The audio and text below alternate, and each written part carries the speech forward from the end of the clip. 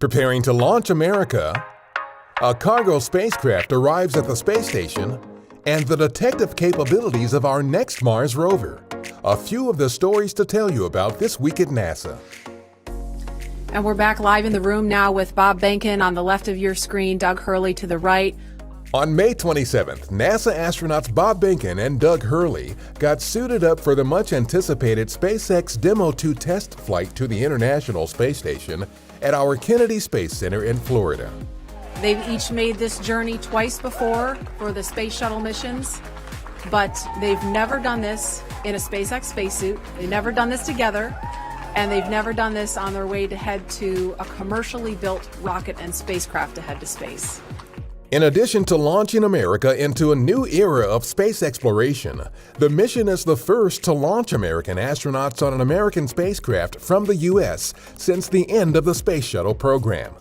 Demo 2 is also the final test flight to validate SpaceX's crew transportation system and operational capabilities as part of our Commercial Crew program. All systems on this day were go, except the one none of us can do anything about: the weather. In Dragon SpaceX, unfortunately, we are not going to launch today. You are go for 5.100 launch scrub. 5.100, it was a good effort by the teams, and we understand, and we'll meet you there. So with the crew's safety of paramount importance, the decision was made to reset and look to the next launch opportunity that weather permits. Today was a good day for NASA. It was a good day for SpaceX. And we've got a lot to look forward to. The Japan Aerospace Exploration Agency's unpiloted HTV-9 supply spacecraft arrived at the International Space Station on May 25th.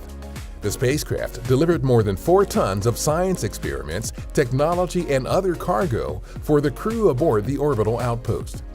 With no shortage of mysteries on Mars, our Perseverance rover will be able to get its sleuth on by using an onboard instrument called Sherlock, in tandem with a camera called, what else, Watson, to study rock surfaces for the presence of certain minerals and organic molecules, which are the carbon-based building blocks of life on Earth. The launch window for the mission is from July 17th through August 11th. Perseverance is scheduled to land on Mars February 18th, 2021. Data from our Mars-orbiting MAVEN mission have led to the creation of the first map of the electric current systems in the Martian atmosphere. Researchers hope to better understand these electric currents and their role in the atmospheric loss that transformed Mars from a world that could have supported life in the past into one that is now more like an inhospitable desert. That's what's up this week at NASA. For more on these and other stories, follow us on the web at nasa.gov/twan.